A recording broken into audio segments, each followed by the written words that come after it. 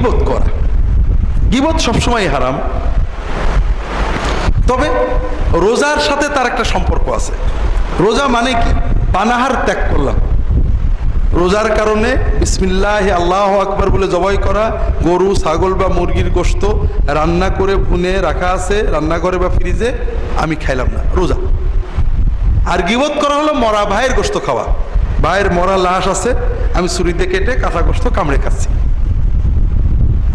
আপনি রোজার কারণে হালাল রান্না করা গোশত খাইলেন না, কিন্তু মরা ভাইয়ের কাঁচা গোশত খাইলেন, তে কেমন রোজা হলো? এতে কোনো রোজা হলো না। এই জন্য আমরা সবসময় গীবত পরিহার করব, তবে বিশেষ করে রোজা অবস্থায় আমরা মানুষের সমালোচনাটাই পরিহার করব। কাউকে নিয়ে কোনো কথাই যোগ দেবো না, যখনই দেখবেন মানুষ নিয়ে কথা আছে অ্যাভয়েড করবে, কারণ মানুষ নিয়ে কথা হলেই সমালোচনা আসবে, ব্যক্তি নিয়ে কোনো সমালোচনায় যাবেন না। গীবত কাকে বলে? আল্লাহ রসুল সাল্লাল্লাহু আলাইহি ওয়াসাল্লাম গীবতের সংজ্ঞা পরিচয় আমাদের বলেছেন। তিনি বলছেন, আতাদরুনা মাল গীবাহ, তোমরা কি জানো গীবত কি? সাহাবায়ে কেরাম বললেন, আল্লাহু ওয়া রাসূলুহু আ'লাম, আল্লাহ এবং তার রাসূল ভালো জানেন।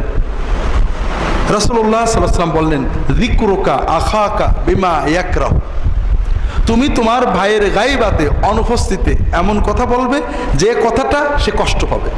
তাহলে গীবত হওয়ার জন্য প্রথম শর্ত যে আপনি এমন কারোর অনুপস্থিতিতে বলবেন, এবং যে কথাটা তার কানে গেলে সে যদি জানে তার পিছনে এই কথাটা আপনি বলেছেন, তার মনটা আহত হবে, ব্যথা পাবে, কষ্ট পাবে।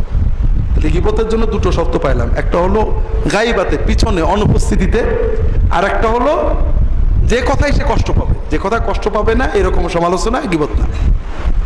সাহাবায়ে কেরাম প্রশ্ন করলেন, ইয়া রাসূলুল্লাহ আরাআইতা ইন কানা ফি আখি মা আকুল, ইয়া রাসূলুল্লাহ আমি যে কথাটা বললাম এটা যদি সত্য হয়, যেমন আমি বলছি, আরে তো ও যে বদরাগী, ও যে অহংকারী, ওই লোকটা যে মানে সাজগোজে সাজতে গুজতেই তার ফিঙে রাজা, ওই তো খুব এরকম নাক ডেকে ঘুমায়, অথবা বউ পিটায়, অথবা মায়ের সাথে খারাপ আচরণ করে, অথবা অথবা অথবা অথবা একটা জিনিস বললাম, যদি সত্যই এটা হয়,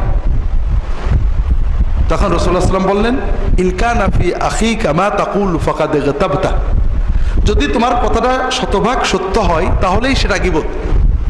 তাহলে গীবত হওয়ার জন্য তিনটে শর্ত, একটা হলো সেটা সত্য কথা, আরেকটা সেটা পিছনে হইতে হবে, আরেকটা এমন কথা যেটা যদি তার কানে যায় যে আপনি তার পিছনে বলেছেন, তাহলে তার মনটা কষ্ট পাবে। আমরা যদি এমন কথা বলি, সে সামনে থাকলে বা যদি তার কাছে রেকর্ডটা বাজানো হয়, কষ্ট পাওয়ার কিছু নেই, তাহলে এটা গীবত না। আর যদি মিথ্যা হয় তাহলে এটা গীবতের চেয়ে বড় পাপ। তা আমরা গীবত প্রচুর করি, মহিলারাও করেন, পুরুষেরাও করেন। কিভাবে করেন? মনে করেন ইফতারের দাওয়াত হবে রমজানে, মহিলাদেরও দাওয়াত দেওয়া হবে, বাড়ি এসে পরের দিন মোবাইল করবেন অথবা পড়শির সাথে গল্প করবেন, আমি পুরুষ অথবা মহিলা অমুকভাবেই দাওয়াত দিছিল, এই ইফতার করেছে, মনে হয় যেন খাইনি কোনোদিন। এরকম ঘটে না বোধ হয়, তাই না? অমুক ভাবি অমুক ভাই এই কথা বলছিলেন, অথবা এই কাপড় পরে আসছিলেন, আদেকিলের মতো, এরকম ঘটে না? আপনি যদি বলেন অমুক ভাই এই পোশাক পরে আসছিল, এই কথাটা যদি তাকে বলা হয়, এখানে মাইন্ড করবে না, কিন্তু আদেকিলের মতো যখন বললেন, তখন এই কথাটা যখন তাকে বলা হয়, মাইন্ড করবে না। এই আদেকিলের মতো জীবনে যেন কোনোদিন খাইনি, অমুক নাকি এরকম করলো, এই যে ডেসক্রিপশনের সাথে কিছু কথা বললাম যেটা তার ব্যাপারে একটা অশোভন মন্তব্য, কথাটা তার কাছে গেলে কষ্ট পাবে। এই মোবাইলে রেকর্ড করে তাকে কথাটা শোনালে তার মনটা খারাপ লাগবে। আল্লাহ তাআলা মানুষের ভিতরে সম্প্রীতি এত বেশি চেয়েছেন যে এমন কথা মুখ দিয়ে বলবেন না যেটা যদি রিলে হয়েও তার কানে যায় তার মনটা খারাপ লাগে। গীবত বিশেষ করে রোজা অবস্থায়। এটা হলো রোজা সংরক্ষণের ব্যাপার।